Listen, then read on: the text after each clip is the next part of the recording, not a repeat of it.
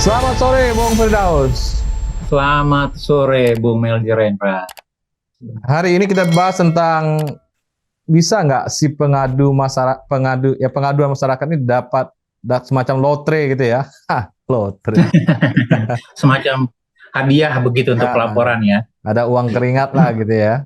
Nah, ini kan menjadi menarik gitu ya. Nanti muncul detektif swasta kan? Iya, jadi kalau kita bicara pengaduan masyarakat atau pelapor dugaan tindak pidana korupsi atau pelaporan apapun, sebenarnya secara umum ini adalah praktek yang umum ya dalam bagian membangun internal kontrol gitu. Nah, internal kontrolnya kebetulan melibatkan pihak eksternal. Jadi pelapornya bisa dari internal, bisa juga dari eksternal. Nah, salah satu prasyarat misalnya kita lihat pelapor itu bisa menerima dari mana saja, dari para pihak ya. Jadi kalau dalam sistem tata kelola good governance itu mestinya whistleblowing atau feedback mechanism gitu atau pelaporan mekanisme itu bisa menerima dari siapapun begitu. Ya. Nah, yang menarik ya mungkin sebagai sebuah salah satu satu tawaran untuk agar pelaporan lebih progresif, lebih menarik, lebih memacu orang untuk menjadi pengawas dalam terutama untuk keuangan negara gitu ya. Apakah seorang pelapor tindak pidana korupsi atau Dumas gitu atau whistleblowing atau penyedia data gitu ya, ketika dia melaporkan ternyata kasus itu ditangani dan kemudian bisa dipulihkan dan berhasil ditegakkan hukumnya gitu, bahkan dipulihkan kerugian negaranya, dia bisa diberikan reward atau tidak, bisa diberikan semacam hadiah atau tidak. Sebenarnya di banyak negara atau bahkan untuk Indonesia sendiri solusi ini sudah ditawarkan, ada regulasinya, ada perpres begitu ya untuk Indonesia. Para pelapor korupsi untuk dugaan tindak pidana korupsi yang berhasil dipulihkan, yang secara bukti hukum itu bisa ditegakkan lah begitu ya gitu. Nah dia bisa mendapatkan reward 2 per mil 2 per 1000 dari misalnya nilai kerugian yang bisa dipulihkan gitu. Nilainya kecil sebenarnya. Nah saya ingat juga KPK pernah menyampaikan ini, pernah coba mendorong begitu ya. Contoh misalnya kalau Anda ingin mendapatkan 1 juta paling tidak nilai kerugian negaranya yang bisa diselamatkan 2 miliar begitu. Artinya kita harus menangkap korupsi-korupsi yang besar gitu. Spirit dari ini sebenarnya bukan nilainya ya. Jadi kalau kita lihat dalam konteks yang lebih umum gitu. Pertama kalau kita bicara seberapa efektifkah Dumas begitu ya. Nah, kita berkaca misalnya tadi kalau sebelumnya kita sempat bahas KPK itu antara 8.000 di awal-awal, sekarang 6.000 atau 4.000 Dumas per tahun begitu ya. Nah, sebagian Dumas itu mengandung unsur tindak pidana korupsi gitu. Nah, kalau kita coba lihat statistik, kurang lebih gitu ya, secara umum, baik itu dalam fraud atau apa, lebih dari 45% dugaan tindak pidana korupsi atau fraud itu diawali atau diinisiasi dari Dumas. Jadi, dia terbongkar karena ada pelaporan, ada tipping, gitu, ada pelaporan, ada Dumas, begitu. Nah, kemudian dari 45% lebih ini, gitu, hampir 50% pelaporan Dumas ini, maka sebagian besar itu berasal dari pelapor internal. Gitu. Jadi orang-orang yang kebetulan ada di dalam sebagai pegawai, anak buah gitu ya, atau bagian dari jajaran di organisasi begitu.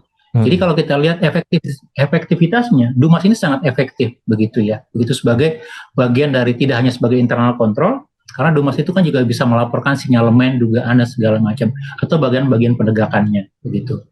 Nah kemudian kalau Dumas itu berhasil ditindaklanjuti, dijalankan begitu, saya sih tidak ada salahnya kita mendorong semacam mekanisme reward gitu. Nah sebagai bagian dari berkaca ini kita ambil contoh misalnya bagian undang-undang yang dikeluarkan di Amerika dalam penerapan Foreign Corrupt Practices Act gitu ya. Jadi setelah ada tahun setelah Sarbanes-Oxley gitu ya, X gitu ya, itu kan ada beberapa indikasi penyimpangan, terutama dalam penyajian laporan keuangan, gitu ya. Artinya konsumen atau pemilik itu harus dilindungi lebih lanjut lagi begitu. Dan kemudian untuk memperkuat itu ada semacam reward, gitu ya, untuk pelapor begitu. Nah, pelapor itu sejak tahun 2012 kalau tidak salah, itu dia mendapatkan reward sekian persen dari nilai kerugian yang bisa dipulihkan, begitu. Maksimal kalau tidak salah 10% kalau untuk Amerika. Nah, kalau kita lihat dalam statistik Amerika, misalnya dalam SCPA itu, karena nilai dendanya atau penaltinya itu bisa sampai triliunan Pak Meldi ya, Bung Meldi ya, gitu. Nah dari itu ternyata kalau kita ada sekitar 300 lebih sudah reward yang diberikan kepada para pelapor. Nah kalau dirata-ratakan kalau tidak salah ya, saya lupa gitu ya, datanya bisa saya lihat lagi gitu, itu rata-rata hampir 5 juta US dollar.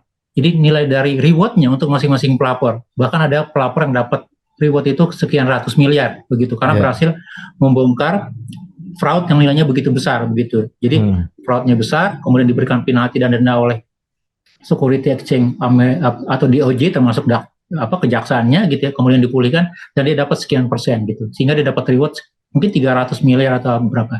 Tapi rata-rata seingat saya itu kurang lebih 5 juta US dollar dari yang sudah mendapatkan reward. Artinya hampir 75 miliar untuk satu pelapor yang selesai berhasil ditindaklanjuti gitu. Dan kalau kita lihat dampak dari ini misalnya gitu ya, memang satu sisi akan mendorong tanda kutip ya, akan munculnya bounty hunter di dalam pelaporan tindak pidana korupsi begitu. Tapi sisi positifnya gitu, orang akan merasakan makin banyak pelapor. Jadi orang juga merasa tidak aman. Jadi kalau di internalnya sendiri bisa jadi sebagai pelapor begitu. Karena apa? Karena itu tadi, karena salah satu rewardnya begitu besar. Kemudian yang kedua juga orang takut sekarang untuk main-main, untuk menipu konsumen, menipu bursa, melakukan praktek penyuapan atau apapun. Nah, kalau kita juga bisa mendorong lebih dikonkretkan lagi, karena saya belum ada tuh reward yang ada, mungkin piagam kayaknya ada ya, dapat piagam karena pelaporan korupsi. Tapi misalnya reward, karena kan orang itu harus mengumpulkan data, menganalisis, mempertaruhkan macam-macam begitu ya, risikonya segala macam. Jadi bukan dalam artian membangun semacam mekanisme pekerjaan baru sebagai pelapor korupsi atau bounty hunter corruption, tapi sebagai bagian dari memperkuat dan memberikan penghargaan kepada Dumas atau whistleblowing begitu, ya kan? Tentunya di sisi lain juga perlindungan dan menjaga kerahasiaan dari Dumas itu juga bagian dari tupoksi standar begitu. Iya, Bang Firdaus.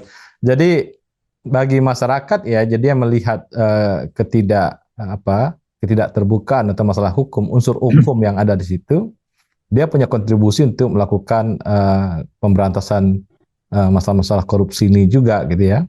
Dengan dan juga ada rewardnya di situ. Dan saya kira ini akan menjadi kan problem di masyarakat Timur. Dia tidak mau ikut urusan orang lain gitu ya. Ini urusan orang lain. Betul. Nah, ini juga yang kita dorong bahwa pemberantasan korupsi itu tidak hanya tanggung jawab pemerintah, juga tanggung jawab masyarakat, dan dia punya ruang kontribusi di situ. Nah, betul. Jadi artinya membangun tanggung jawab publik atau membangun tanggung jawab masyarakat. Nah, sekedar evaluasi, kalau kita lihat dalam instrumen whistleblowing, ini sekarang banyak, marak sekali, paling tidak formalitasnya. BUMN itu hampir semua BUMN harus punya kanal pelaporan atau whistleblowing. Kementerian lembaga harus punya kanal pelaporan whistleblowing. Bahkan UPT pelayanan, UMLD ya, mereka juga membangun kotak suara atau kotak pelaporan, begitu. Nah, kalau mau kita coba evaluasi lebih lanjut, seberapa efektifkah Dumas ini untuk kondisi Indonesia saat ini? Saya merasakan atau menjawab paling tidak selain dari KPK ya, tanda kutip ya. Yang lain terutama untuk kementerian teknis atau pemerintah daerah, pelaporan pengelolaan Dumasnya masih tidak efektif. Gitu. Jadi kalau kita lihat dalam laporan tahunan atau laporan kinerja dikatakan, oh ya, tahun ini tidak ada pelaporan Dumas. Kemudian dari pelaporan itu diasumsikan, oh ya pelayanan kita sudah baik, tidak ada penyimpangan, tidak ada indikasi malfunction atau tidak berfungsinya birokrasi dalam melayani publik atau indikasi-indikasi penyimpangan yang lain begitu. Padahal kalau kita lihat dalam sistemnya misalnya, banyak sekali dari sistem pelaporan whistleblowing kita itu masih dibangun dalam skema misalnya sekedar formalitas begitu. Jadi hanya ada kotak surat, ada alamat email gitu ya, bahkan ada yang dikelola oleh pihak eksternal misalnya. Tapi itu tidak membangun kesadaran orang untuk melapor. Karena apa? Karena orang tidak yakin, tidak percaya, ini jangan-jangan Dumasnya efektif atau tidak, kemudian ditindaklanjuti atau tidak, dirahasiakan atau tidak. Bagaimana kalau Dumasnya menyangkut perusahaan? Dumasnya hanya bekerja untuk efektif untuk yang cere-cere saja, tapi untuk pejabat ke atas pasti tidak akan diwarok misalnya. Gitu. Jadi pertanyaan-pertanyaan ini yang belum terjawab dalam skema-skema pencegahan korupsi kita, terutama begitu maraknya di semua kementerian lembaga BUMN atau BUMD membangun kanal pelaporan begitu. Nah yang kedua yang saya lihat, kita tidak pernah melakukan evaluasi. Evaluasi kita masih seperti yang tadi saya katakan. Kalau dalam laporan akhir tahun muncul, misalnya kira-kira Dumasnya berapa, karena itu wajib ya dilaporkan ya, sebagai bagian dari instrumen monitoring misalnya. Dan kemudian kalau pelaporannya hanya kecil, dikit, atau tidak ada yang melapor, dianggap sistemnya sudah berhasil. Zona integritasnya berhasil, WBBK-nya berhasil gitu ya. Kampanye kita berhasil dalam anti korupsi. Padahal tidak, orang tidak melapor karena tadi sistemnya belum secure, belum melindungi, belum aman begitu. Jadi mungkin sarannya bagaimana mengelola Dumas yang baik, terutama untuk kementerian lembaga atau pemerintah daerah, yaitu tadi bagaimana menjamin Dumas yang benar-benar diyakini memiliki integritas gitu ya, memiliki kepercayaan sebagai mekanisme menerima, mengelola, menyelesaikan dan memperbaiki troubleshooting yang terjadi di masing-masing institusi begitu. Jadi itu PR kita ya. Jadi kalau kita jadi kalau dia mengalami Dumas nih Jadi orang berjarak gitu ya, ada digitalisasi di situ. Saya kira itu kan sistemnya lebih tertutup dan juga masalah-masalah tadi, masalah-masalah orang percaya dengan sistem Dumasnya ini akan kebangun, Bung Firdaus. Betul. Jadi trust terhadap sistem atau kelembagaan atau nilai itu menjadi sangat penting gitu. Jadi jangan hanya dianggap sebagai sesuatu yang sifatnya apa ya, genre, insidentil, seremonial gitu, formalitas.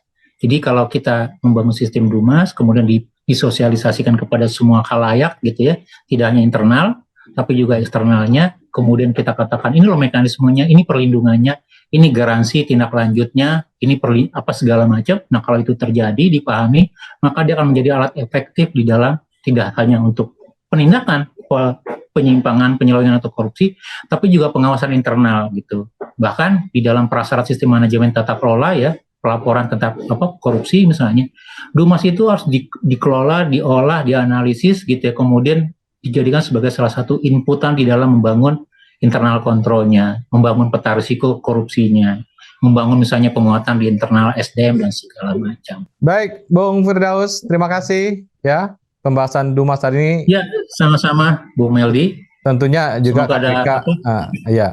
KPK bisa juga memberikan sebuah iklan layanan masyarakat tentang Dumas ya, bahwa itu dilindungi. Iya, betul. Dan itu juga masyarakat percaya dan trust kalau dia mengadu ke KPK, terutama nih saya melihat untuk dana-dana di desa ya, ini juga perlu diawasi betul, dana-dana yang tentang yang dipakai untuk pembangunan desa. Bung Firdaus, terima kasih. Ya, sama-sama, terima kasih Bung Meldi Rendra. Salam Indonesia. Selamat sore, salam Indonesia bersih.